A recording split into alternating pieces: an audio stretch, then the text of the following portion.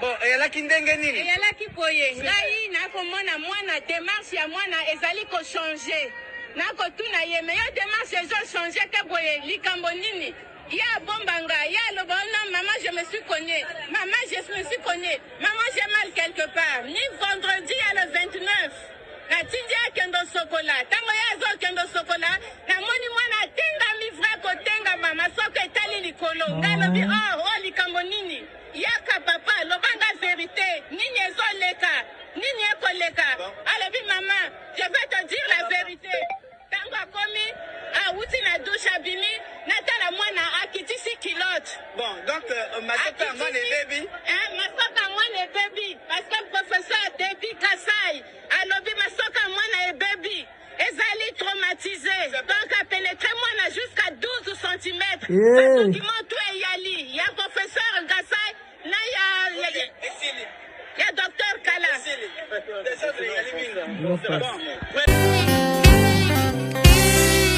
Zambe na boya, olatike mo bandina bo santu.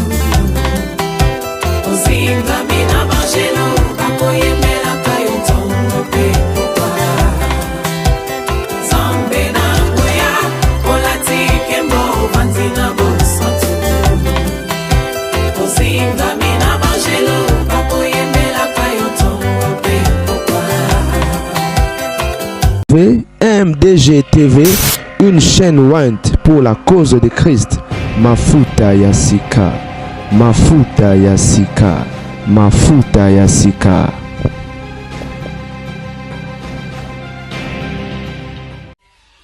C'est la famille Bandeko Mokili Banga Pesambela. Et puis si pas c'est pessimant, je crois que tu vas voir mon vidéo. Oh, il y a une maman Zolela à un commissariat, va interpeller professeur. Moi na ya mobali eleki na braza. Moi na ya mobali professeur angulutaka mwana. Mama constata mwana akoma kotambola kotengama. Mwana so avanda ezovanda bien te bandeko. Boka ndenge mama zoloba ye moko boyoka. J'ai pris l'enfant avec les sentiments, il m'a dit la vérité. Il m'a fait descendre sa culotte, il m'a fait descendre son caleçon et m'a montré son anus. Il m'a dit que c'est le professeur de SVT qui lui fait ça derrière. Il le met ici? Oui. Attendez, c'est lui? Oui. C'est bien lui? Oui, c'est lui le monsieur là. Hein? C'est lui le monsieur là. Qui te faisait ça? Oui. Il disait quoi? Il a dit les parents que met zéro. D'accord. Pourquoi vous avez fait ça à l'enfant? Tout ce que l'enfant vient de dire, c'est archi faux. Sorcier. Je n'ai pas fait ça. Okay. C'est archi faux? C'est archi faux. Je peux le démontrer. Bonjour, Kosa? Non. Est-ce que je Kosa? Bonjour, Kosa? Monsieur, dans un établissement où il y a beaucoup d'élèves, mais pourquoi l'enfant a seulement choisi vous pour vous dénoncer? Il a ses raisons. Madame, il a ses raisons. N'importe quoi. Madame. Yo, bon,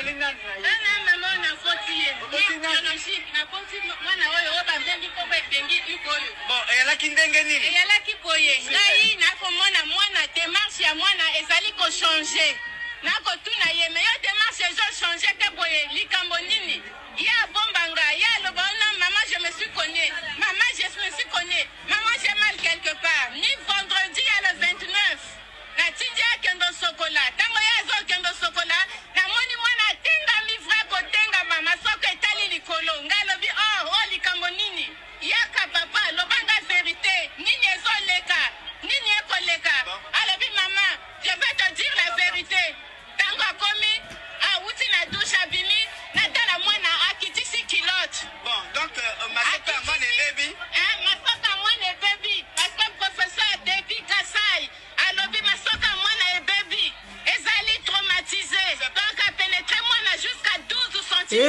Un document tout yali. Ya professeur Kasai na ya docteur Kala. Prenez ce monsieur là, vous l'avez. J'ai pris l'enfant avec les sentiments, il m'a dit la vérité, il m'a fait descendre. Moi, la sima déclassé.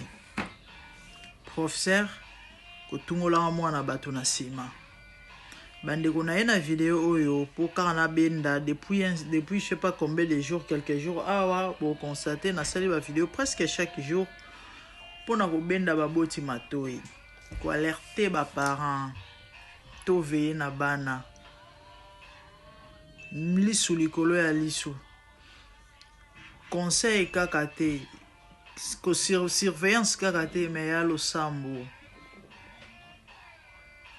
sambo il est écrit veillez prier pour ne point tomber dans la tentation mokilo bozomona eza ya kobeba place kotia lokolo na mokila bato eza te ndeko na ngai baekolo bozomona ya na makambo ebele baprofesseur baélève même baningo bana baoki ekutana na bango récemment toyebele makambo balele awa no bana basi entre bango baami na classe baina kokutana baina kosaba makambo na bango ya sali te base filme ti bavideo efuite baparent na ndako bayebi te bayebi kaka bana bakendaka classe jusqu'à ce que osutuka oza surpris ovandi boomona na téléphone mais oh nani Lorette c'est ça baboti totia bana na losambo tolakisa bana nzela ya nzambe yaya tangaka bible na mwana to pe na bana lakisa bango mabe na malamu eloko boye surtout mokilo ndenge ekomi oza suna eloko bombela mwana te basujet tabo tozalaka nango wana oh mama mwasi abotaka ndenge nini te soki mpe moninga nango asekisanga alobi ayebisaka mwana ye ke no bazwaka semence lidesu batiaka na litete ye aloba ye basombaka mwana attends ye aloba ye nini bazwaka mwana batiaka na kati ya libumu eloko mwa bongo moi je me rappelle leki nanga landananga to wana ekaka 5 ans natuna mama soki azwaki ye wapi so abotaki ye mama bino tosombaki tosombaki nabosanaka te moko mosusu nakenda na mosala bapapa siko kote mo ezalaka batoir bando tekaka baso bangombe natuni mama biso mama osomaka bebe kuna mama bisinga tosombaka bebe kuna ntango tozali bandeko eza nango so ntango ya kokosa bana te ke mwana basombaka ye inami awa asekisanga mwana azali na 2e ou 3e primaire moko mosu mwana ye na ndako mami you lied to me mama tuni nakosaki yo nini nabi yo kosaka nga mwana so mpe aloba nani so basombaka so batiaka na libumu ye alobi oh bongo yo oyebi nini nabi te mama na papa basalaka azo explike mama ay balongolaka bilamba basali boye basali et puis après zeme kokota après 9 mois na kobotama donc na tant toza mama papa eza soutan ya kosa mwana te ke basombaka mwana eza soutan ya ba sujet tabou te oui c'est vrai que la vulgaire te mais expliquer mwana malamu na mabe yebisa yo mona age oza wana droit kolinga mobali te to pe mwasi te pourquoi parce que oza na mwana mokie et surtout que toi ba chrétien expliquer ye vie likolo nango yebisa ye mwana classe ndenge ozokende soko yoki balobi na yo boye ke mwana mwasi mwana akozwa mwana mwasi to mwana mobali akozwa mwana eza mambo ya molili eza kisatana biloko wana yo oya mwana nzambe epa na yo te so moni bakamarade no baza ndenge na kima bango solaka na mwana abetelo masoni basolaka na bamaster soko moni professeur azosala yo boye to azoloba no boye to boya ya kofunda ya yebisa mwana nyonso koleka libanda ya kosola na ngai tozala trop dire na bana te baparent na Afrique mingi bazala trop dire na biso yango bamambo ebele tokoka koyebisa bango te ozobanga bakobeta yo et pourtant ta mosu oza victime bana ebele na Afrique baviola bango eske boyebi ntango tozokola wana toyebi bamambo ngo ndenge ezalaka ndenge esalemaka oyoka baja papa na mama bakosaka na prodige wedi aussi eza na bana ebele ya basi baabiza bango azoloba te pourquoi po aobanga bakobeta ye mais ye aza victime siko bobete su ndenge nini c'est ça l'Afrique babiloko wana bandeko il faut changer manière conception façon ya komonela ya kosalela makambo toza na 21e siècle mokili changer bana baza su bana te misusu bakomi do bango nde kutu baprofesseur ye nde moto akolakisa yo mama koteya yo. Pourquoi? Parce que libanda zoyekola makambo na ndenge ya mabe baparent totia bagarde fou bandeko mwana ya bato ya mobali botande babebiseli evi Maman, so boyebi maman na botindele vidéo oyo maman luka basali ya nzambe parce que professeur wana za na kati occultisme asali bongo pona ko utiliser étoile ya mwana, aura ya mwana. Donc, ok na mwana na hôpital oui ba ko traiter ba ko soigner mwana mais lobby ya mwana. O mona lobby mwana siliseli yo classe mwana amalonga te. Mwana za improductif. Pourquoi? Parce que professeur asi azwa ki ya motuya. Bon meme na nzela lo sambo basambela pona ye. Baboti to laksa bana nzela ya nzambe to tchabana na ba prière. Mokileza ya ko beba. Babiloko ezo salema trop pour votre information. Turo na ba école. Kaka na TikTok awa eza na vidéo moko ane passé batindelanga mais faute de temps na genre temps ko sala ngote et puis après j'ai perdu ça. Toujours na braza. Wana siko mwana école primaire o akuta assez a pousser moi moke eza na secondaire. Wana mwana ya moke ya ba moins de 12 ans. Ndenge moko professeur a déclassé sima.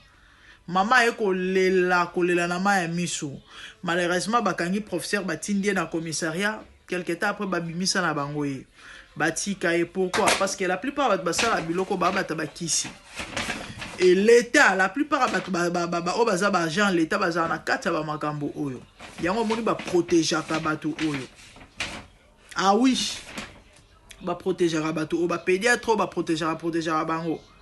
Yango ka tata mukola sala mwana ba mambasalite ba fundi et puis après quelque temps moni likambo elimo nango ba tiena se eleki oka mutu na mutu ya ba loge baza maison moko ta mususu aleki ba on a grade. En fait, c'est compliqué. Yango bo moni na lobby. Conseil ne suffit pas. Yaya sambelaka. Nzamba ko révéler pas ko épargner yo. Mokilo eza mabe, mokilo eza ko beba, mokili banga pe sambela.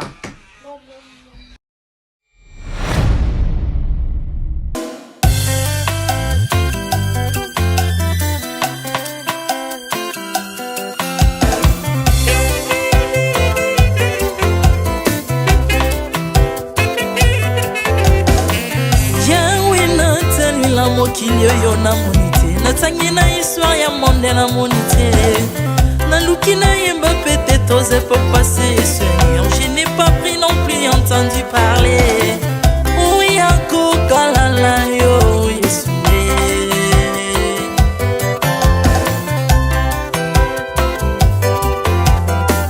même na domaine ya sorcellerie nationale atana oyo ya international Pana yo kisangwa banzamba mokilo yo mokota kufa se kwa lokola yo Yesu Nanya voyage lokola yo Nanya wakoka nino ya wanzambe Uni masomo ya ekusu ponanga Okufose kwa poyo zali nzambe Yesu Nzambe moneno kitanase Olata nzoto poyo bikisanga Okitana se pozwe sikananga Ofuta nyongo na manzambe nanga Yesu Ozali nzambe Onkote ya okani na yo Ozali nzambo bongwani te Yesu, Yesu Ozali nzambe Onkote ya okani na yo Ozali nzambo bongwani te Yesu, Yesu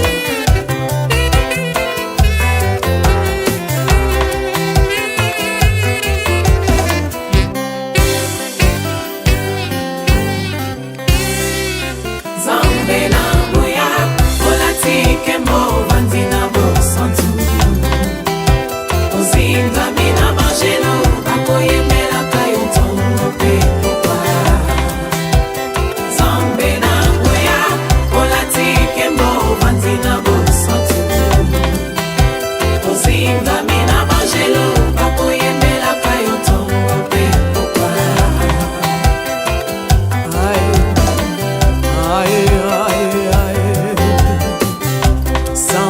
bosantu ozali nzambe na bomoi papa ozali nzambe na bomoi yawe ozali kondi oyo esimba bomoi na nga ozali nzambe oyo abikisa maladi nakokende wapi nzambe soki na yo te ikole bandelo na yo yawe mabele nyatelo na yo ozali nzambe ozali nzambe ozali nzambe mokote lokola yo Nzambe na nguya olatike mo vandi na bosantu ozinga bina bangelo bakoyebelaka yo ntongo mpe mopa Artamon tu m'as rendu intouchable Artamon tu m'as rendu invincible Aliwana yo tu komine la santu Lise kwana yo tu komine balongi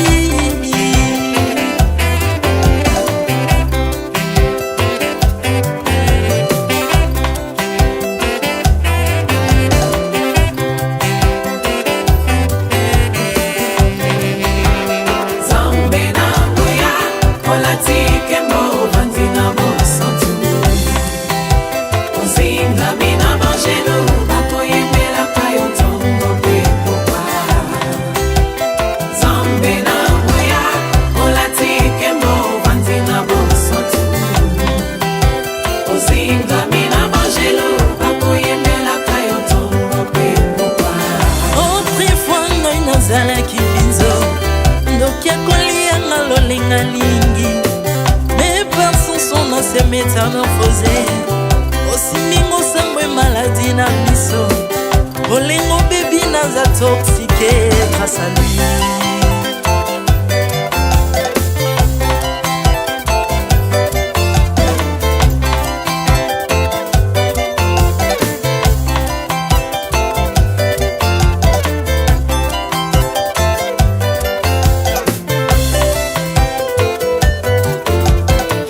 bien-aimé alléluia ezali na tata moko azalaki nzambe ntango akufi badeptine balobi keno akosekwa mpo nzambe bakristo mpo asekwa alors mpo bafasilite lisekwa na ye bakunda ye motu libanda mpo ntango akolamuka abimaki lingala moko me komi nzambe na biso alinga kokambola gloire na moto te lobi nango na ntongo baya kokuta bangulu basepelisa motu ya nzambe na bango yango bien-aimé bato wana bakoma oyo biso toliaka ngulu te mpo milimo mabe ekotaka na ngulu me soki bino boliaka ngulu te mpo milimo mabe ekota na ngulu bomelaka mai te mpo milimo mabe ekotaka na mai yango tokumisa nzambe po akufa asekwa avandi na loboko ya tata mpona konika sebe mpo na nga na yo